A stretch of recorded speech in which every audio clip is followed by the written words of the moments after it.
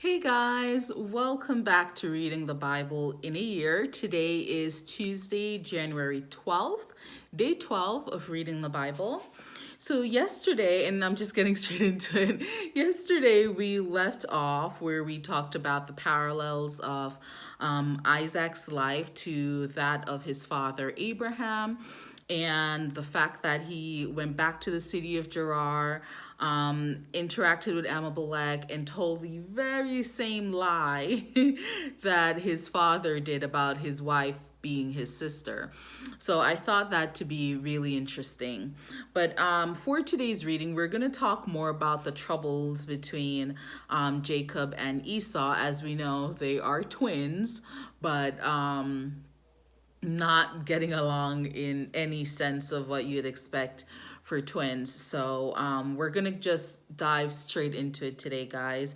So I'm gonna read you a little bit about what we're about to get into, and then we will start off on the scriptures, okay? In several respects, the differences and difficulties between Jacob and Esau are not unlike those between Cain and Abel centuries earlier. Like their predecessors, Jacob and Esau are of different occupations, temperament, and moral character.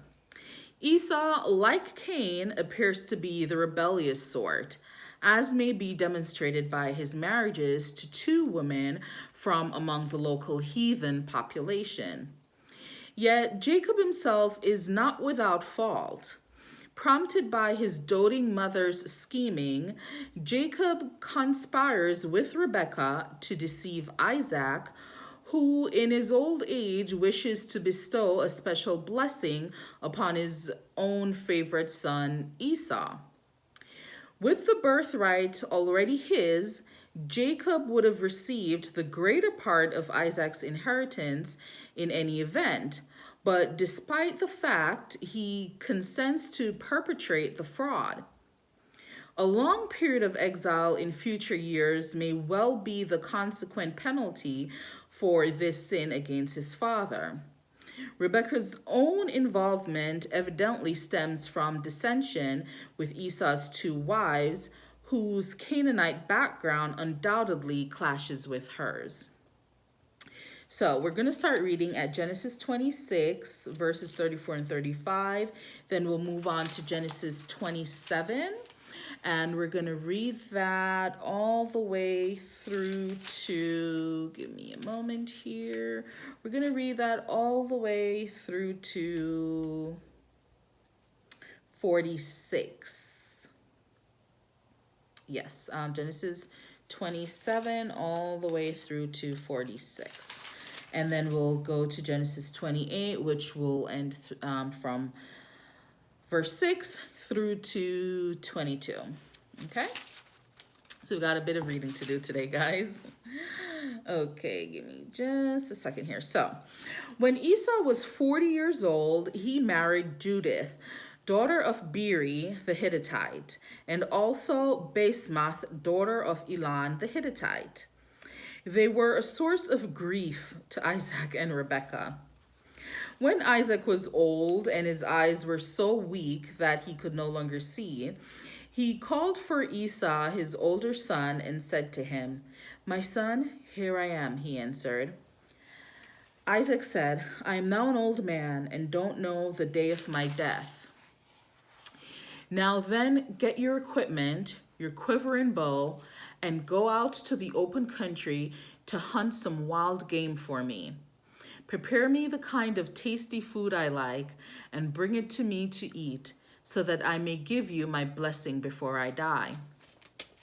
Now Rebekah was listening as Isaac spoke to his son Esau. When Esau left for the open country to hunt game and bring it back, Rebekah said to her son Jacob, "Look, I overheard your father say to your brother Esau, 'Bring me some game and prepare me some tasty food to eat, so that I may give you my blessing in the presence of the Lord before I die.' Now, my son, listen carefully and do what I tell you. Go out to the flock and bring me 2 choice young goats, so I can prepare some tasty food for your father, just the way he likes it. Then take it to your father to eat, so that he may give you his blessing before he dies. Jacob said to Rebekah his mother, "But my brother Esau is a hairy man, while I have smooth skin. What if my father touches me? I would appear to be tricking him and would bring down a curse on myself rather than a blessing." His mother said to him, "My son, let the curse fall on me. Just do what I say. Go and get them for me." So he went and got them and brought them to his mother. And she prepared some tasty food, just the way his father liked it. Then Rebekah took the best clothes of Esau, her older son, which she had in the house, and put them on her younger son, Jacob. She also covered his hands and the smooth part of his neck with the goatskin. Then she handed to her son, Jacob, the tasty food and the bread she had made. He went to his father and said, "My father." "Yes, my son," he answered. "Who is it?" Jacob said to his father, "I am Esau, your firstborn. I have done as you told me. Please sit up and eat some of my game so that you may give me your blessing." Isaac asked his son, "How did you find it so quickly, my son?" "The Lord your God gave me success," he replied. Then Isaac said to Jacob, "Come near so I can touch you, my son, to know whether you really are my son Esau or not." Jacob went close to his father Isaac, who touched him and said, "The voice is the voice of Jacob, but the hands are the hands of Esau." He did not recognize him, for his hands were hairy like those of his brother Esau. So he proceeded to bless him. "Are you really my son Esau?" he asked. "I am," he replied. Then he said, "My son, bring me some of your game to eat, so that I may give you my blessing." Jacob brought it to him, and he ate, and he brought some wine, and he drank. Then his father Isaac said to him, "Come here, my son, and kiss me." So he went to him and kissed him. When Isaac caught the smell of his clothes, he blessed him and said, "Ah, the smell of my son is like the smell of a field the Lord has blessed. May God give you heaven's dew and earth's richness, an abundantness of grain and new wine. May nations serve you and peoples bow down to you. Be Lord over your brothers, and may the sons of your mother bow down to you. May those who curse you be cursed, and those who bless you be blessed." After Isaac finished blessing him, and Jacob had scarcely left his father's presence, his brother Esau came in from hunting. He too prepared some tasty food and brought it to his father. Then he said to him, "My father, please sit up and eat some of my game, so that you may give me your blessing." His father Isaac said to him, "Who are you?" "I am your son," he answered, "your firstborn Esau." Isaac trembled violently and said, "Who was it then that hunted game and brought it to me? I ate it just before you came, and I blessed him, and indeed he will be blessed." When Esau heard his father's words, he burst out with a loud and bitter cry and said to his father, "Bless me, me too, my father." But he said, "Your brother came deceitfully and took your blessing." Esau said, "Isn't he rightfully named Jacob? This is the second time he has taken advantage of me. He took my birthright, and now he's taken my blessing?" Then he asked, "Haven't you reserved any blessing for me?"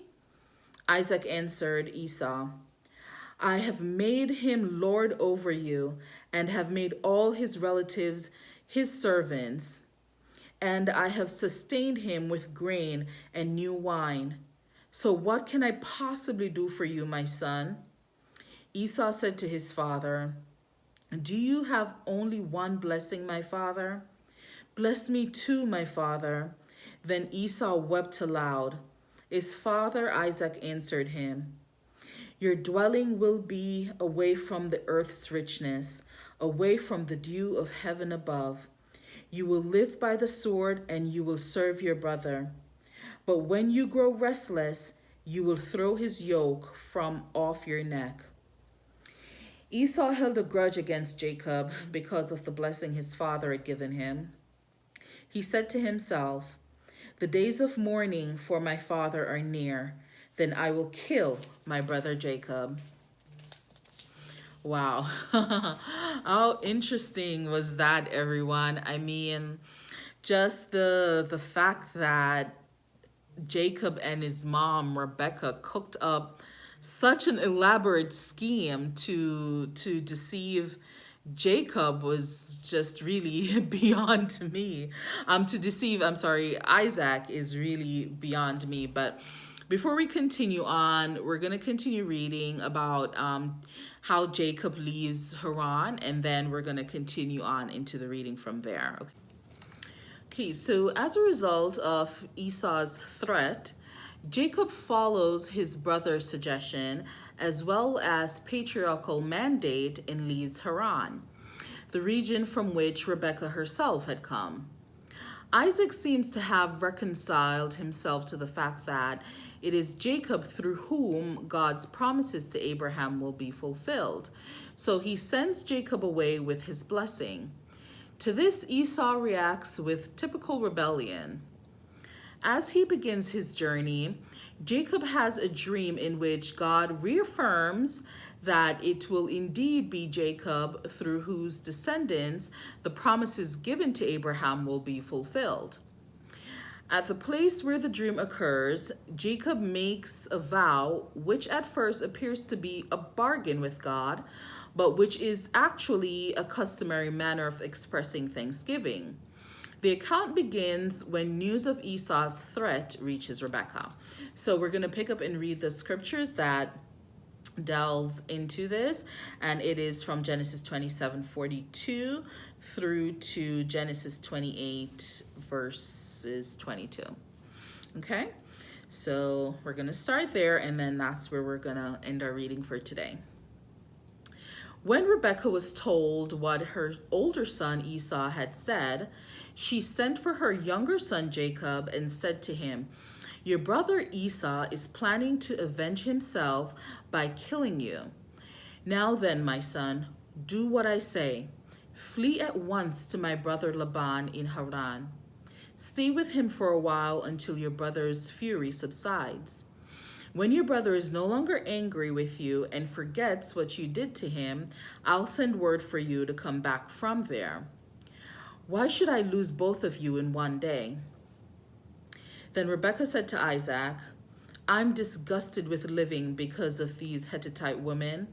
If Jacob takes a wife from among the women of this land, from Hittite women like these, my life will not be worth living." So Isaac called for Jacob and blessed him. Then he commanded him, "Do not marry a Canaanite woman. Go at once to Padan Aram, to the house of your mother's father Bethuel. Take a wife for yourself there from among the daughters of Laban, your mother's brother. May God Almighty bless you and make you fruitful and increase your numbers until you become a community of peoples.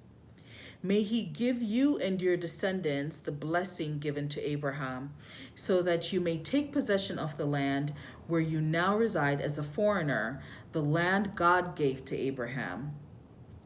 Then Isaac sent Jacob on his way, and he went to Padan Aram to Laban, son of Bethuel the Aramean, the brother of Rebekah, who was the mother of Jacob and Esau. Now Esau learned that Isaac had blessed Jacob and had sent him to Padan Aram to take a wife from there, and that when he blessed him, he commanded him, "Do not marry a Canaanite woman," and that Jacob had obeyed his father and mother and had gone to Padan Aram. Esau then realized how displeasing the Canaanite women were to his father Isaac.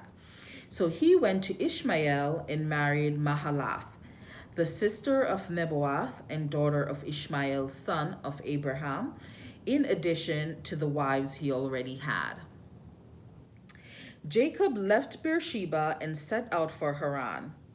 When he reached a certain place, he stopped for the night because the sun had set. Taking one of the stones there, he put it under his head and lay down to sleep. He had a dream in which he saw a stairway resting on the earth with its top reaching to heaven, and the angel of God were ascending and descending on it. There above it stood the Lord, and he said, I am the Lord, the God of your father Abraham and the God of Isaac. I will give you and your descendants the land on which you are lying. Your descendants will be like the dust of the earth, and you will spread out to the west and to the east, to the north and to the south. All peoples on earth will be blessed through you and your offspring. I am with you and will watch over you wherever you go, and I will bring you back to this land. I will not leave you until I have done what I have promised you. When Jacob awoke from his sleep, he thought, surely the Lord is in this place, and I was not aware of it. He was afraid and said, how awesome is this place! This is none other than the house of God. This is the gate of heaven. Early the next morning, Jacob took the stone he had placed under his head and set it up as a pillar, poured oil on top of it. He called that place Bethel, though the city used to be called Luz. Then Jacob made a vow, saying, if God will be with me and will watch over me on this journey I am taking, and will give me food to eat and clothes to wear, so that I return safely to my father's household, then the Lord will be my God, and this stone that I have set up as a pillar will be God's house, and of all that you give me, I will give you a tenth. So that ends our reading for today.